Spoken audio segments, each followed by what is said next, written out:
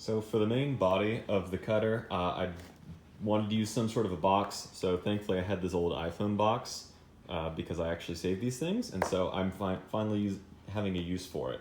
So I just managed to rip this inside portion of it out. And now I just have this box, which thankfully Apple makes their boxes pretty solid, so this should be a good project box. So first thing I did, I just took this length of wood and I measured out two lengths of the box. Like that, just marked it out on the pieces of wood, and I'm cutting them out with the dullest saw and only saw that I have right now because I'm in my apartment. So I'm essentially going to be mounting this to either side of the box like that. It's going to stick out like so, and then the hot wire is actually going to run between there, so I can use this just as a sort of hand tool and navigate it into the foam as I cut it. So I'm just cutting that out. So now I'm going to glue the two pieces of wood onto the box like this. I am going to use this barge cement. I've used it before for EVA foam stuff, so that's pretty much why I'm doing the foam cutter in the first place, but this should be great for holding these together. So yeah, I'm just going to apply a thin layer first. We're going to let it dry for about 20 minutes, then we're going to stick them together, and it should pretty much be permanent. So I just finished applying the barge cement. I may have put way too much. I haven't figured out exactly how much I need to put.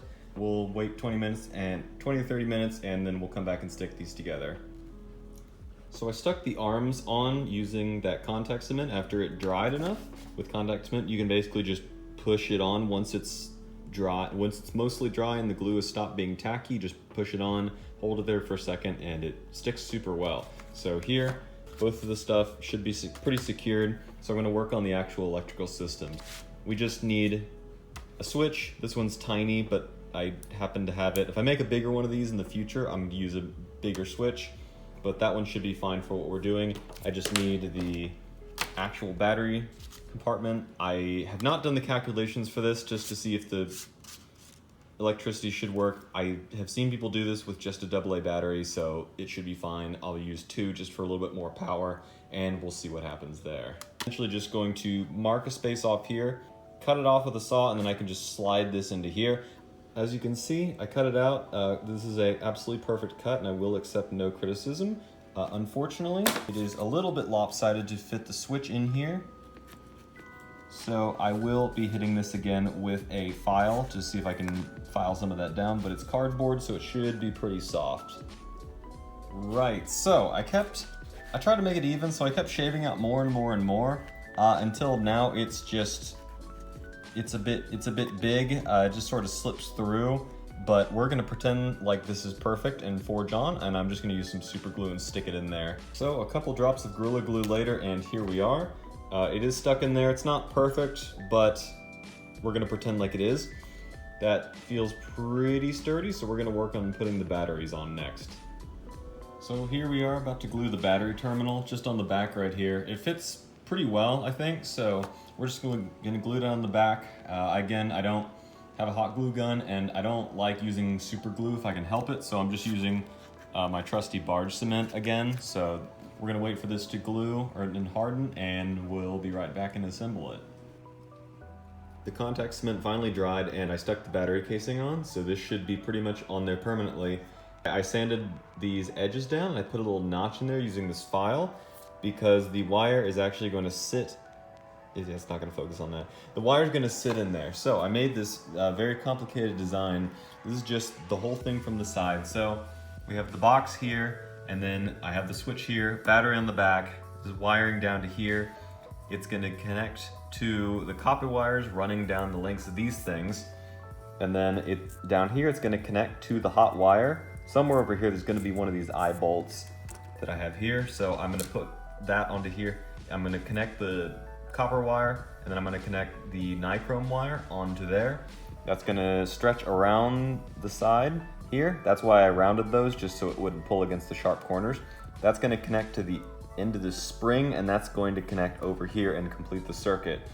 The reason why this spring is here, I have the tension spring here.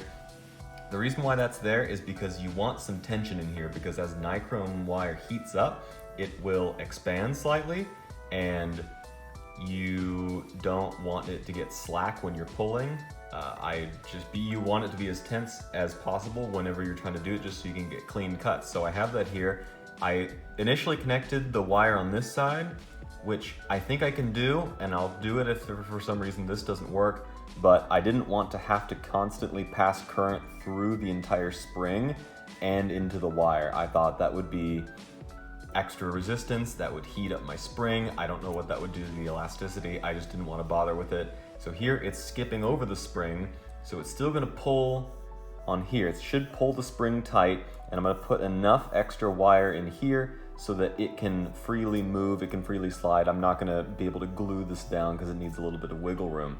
So this current should not pass this way through there because it's just wood. There's nowhere for it to go, it's an insulator. So it should just be able to attach to here and complete the circuit that way. So we're going to start attaching that, and then we can start soldering all these wires and get this thing really rolling. So I attached the eye bolts. I just picked a spot, marked it, and screwed them in until they stuck. I put this one back here to give the spring a little bit of room here before it actually connected to the nichrome wire. And I took my needle nose pliers, I took one of the ends of the spring and I wedged it open till I could wind it around the eye bolt and then it snapped shut again.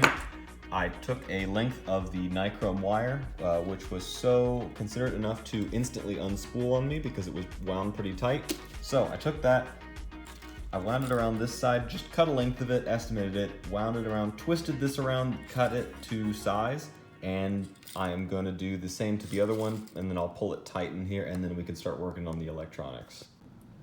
So now we're at the point that we actually need to start wiring this up. So like I said, I don't want to bring this positive lead through the spring. I want to just connect it over on this side. So I'm going to end up soldering a copper wire to this one and then just hooking around that side, since I don't want to try to solder to the end of the spring in case I need to take it off later. And on this other side, I'm going to do the same thing. I'm just going to attach an extra copper wire and bring it around and loop it around here for later.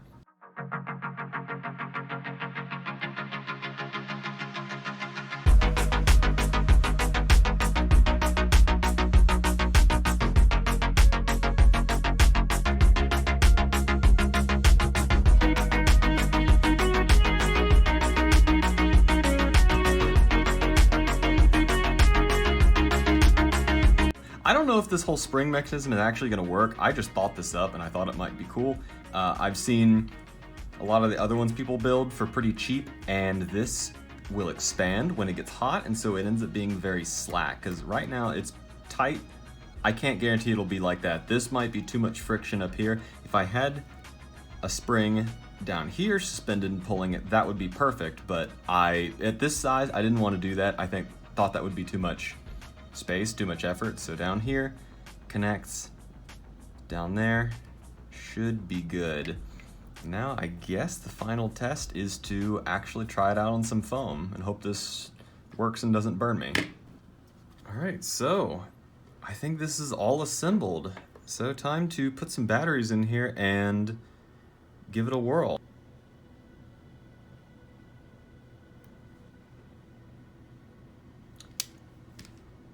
It was at this moment I realized I was a massive idiot. I'm very dumb, and I just hardwired this thing on without actually going through the switch like I was originally planning to do. I knew I was forgetting something. I'm like, oh, this seems way too easy. This seems way too simple. What is it? Oh yeah, I forgot the switch. That's what it was. So, yeah, it happens. But what's even more puzzling than that is I put these two batteries in there, and it was hardwired in, and nothing was happening. Like, this did not get hot in the slightest. It did really nothing.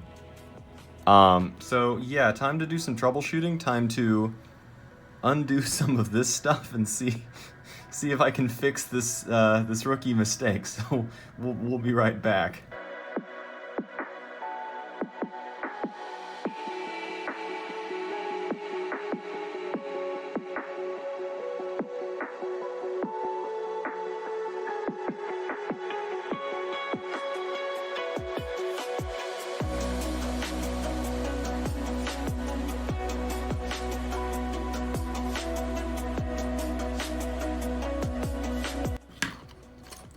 Disconnect the battery just in case. I shouldn't be doing this with batteries in here at all, but I'm impatient, I guess.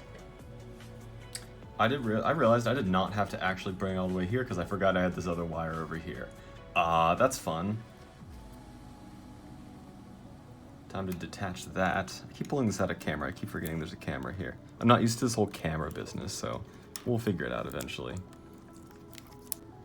Okay, so I think the problem is solved. So going over, we got our fancy flow chart here. So we got positive lead from the battery going to the switch, which we actually have now. Switch going to here, connecting to the end of the spring.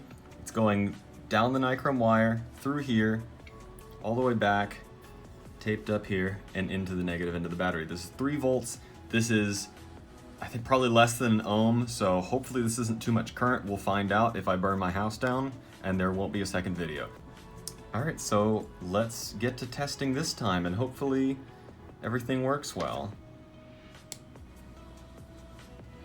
I don't know how long it takes for this wire to start getting hot, but...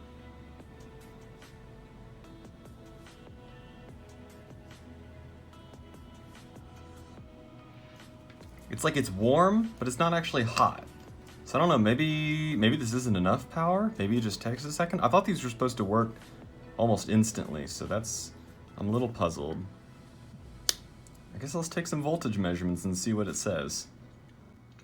So I did a bunch of math and a bunch of research, and I came to the conclusion that my wire was actually too big. What was happening is that there are 3 sources of resistance in the circuit. There's the internal resistance of the batteries, there's resistance of all the wires, I'm not counting the switch, and then there's the resistance of the actual nichrome itself. Now, we want the majority of the power lost, which is heat, to be in the nichrome wire. The problem was that we didn't have enough resistance in that nichrome wire to make that, because the power lost to heat is I squared R, current squared times resistance. So, the internal resistance of the batteries was actually so high that it was absorbing, or it was losing about half the energy of the circuit in here. So what we could have done is just cranked up the power, which I want to do someday. I want to make a bigger one of these, and I think it would be good because a lot of people were using way higher voltage. I think my previous calculations were very wrong. I could have either cranked up the voltage, which I didn't want to do, because this is just a handheld device, I wanted to keep it handheld. Or I could crank up the resistance of this wire, and also just the properties. This wasn't heating up as much. Rather, this wasn't heating up as much. This was 24 gauge nichrome wire. This that I just got in the mail is 36 gauge nichrome wire. This is a massive difference in size. And so, this was able to heat up a lot faster.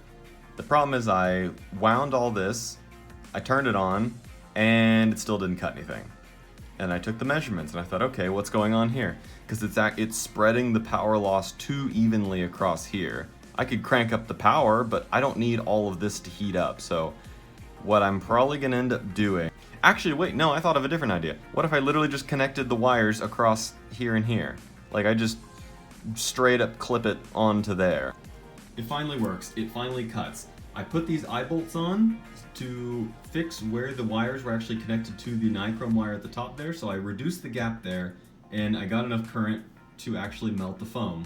But the downside is we now have less room to work with. Usually with these things, you want the nichrome wire to be pretty long so that you have a long way to work with, so you can really guide this around and sculpt or cut or disassemble whatever kinds of foam you're going to be working with, which, as you can see, I've been doing a lot of because this is really satisfying. Watch this. Just turn it on, and it should instantly get hot enough, and you can pass through the foam now. This is quite literally like a hot knife through butter, and that is a very clean cut. That is a lot of fun to do. I did figure out that, unfortunately, there's a reason why when people do this on YouTube, they often do it with styrofoam. They all show it with styrofoam and not EVA foam. The reason is that EVA foam is a lot tougher than you think it is, especially compared to the actual styrofoam. This is very flimsy. This is, I mean, it's foam, but it's a lot less flimsy. This requires a lot more power to melt, power that I do not have in 2 AA batteries. Because I've seen people do this with just 1 or 2 AA's, and which is only, each one of these is 1.5 volts piece, so maximum 3 volts, and it will not melt the EVA foam. We don't have enough power for that. So I would like to revisit this in the future, and I could make a bigger version, which with a proper power supply, probably some sort of a scroll saw looking setup like I've seen done before, and it would actually be a power supply that plugs into the wall, so we could get more power without having to use batteries. So it's not a perfect invention. It ended up being a lot of trial and error, but hey, I learned a lot, and that's really why I'm doing this. I'm just sort of trying to learn, get more into tinkering with this stuff, and so with this, what ended up being kind of a complicated design, more complicated than I originally intended, but it does in fact work, so I'd consider that a success.